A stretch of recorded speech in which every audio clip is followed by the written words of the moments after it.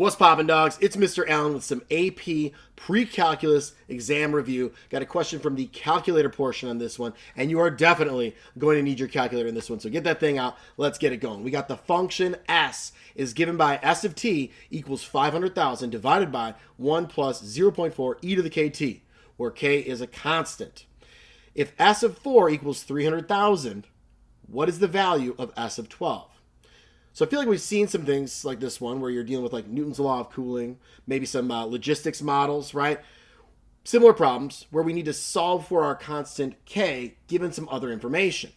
Well, I know that when t equals 4, this whole thing equals 300,000.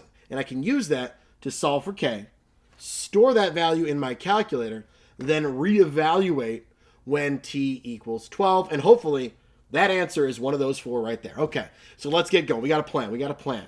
I'm going to do 300,000 equals, then we have our 500,000 over 1 plus 0.4 e to the k times, k times 4, right? Because t is 4 for this right there. Okay. And we could write 4k. I was just writing in the order of the problem itself. So now, how do I get to this k here? It's in the denominator. Well, first thing I'm going to do here is I'm going to multiply by my denominator on both sides. So times, we got 1 plus 0.4 e to the, we'll go 4k now.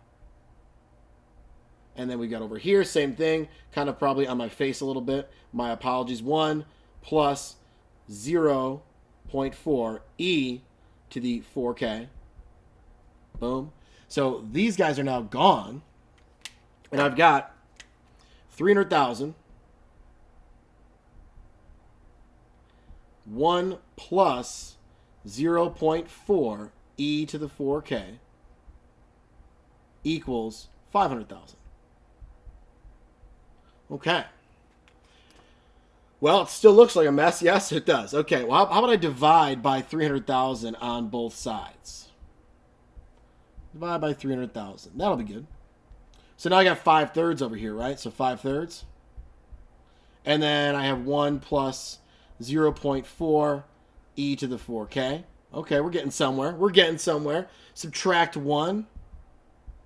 And I got 0.4 e to the 4k equals, well, that would be what, 2/3 then? Because 1 would be 3 over 3. 5 minus 3 is 2. Fractions. Scary. All right, divide by 0.4. 0.4. I think I'm going to need my calculator here in a moment. So now we got e to the 4k. Running out of room, man. So much algebra. We're going to go 2/3. So 2/3. And then I'll divide that by the 0.4. And we get 1.6 repeating. All right, and I'm gonna leave that in my calculator. Then we're just going to work with this thing here. So this equals 1.6 repeating. Okay.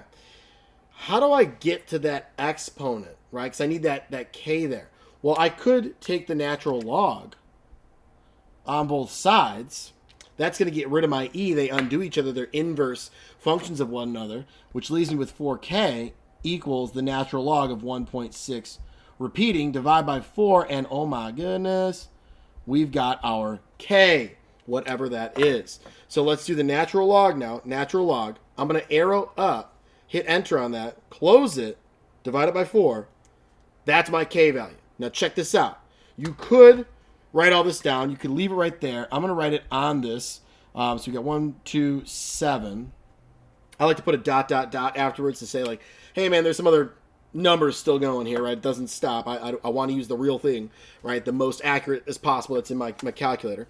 All right, so I can store this as any variable in my calculator. I'm going to use k, right?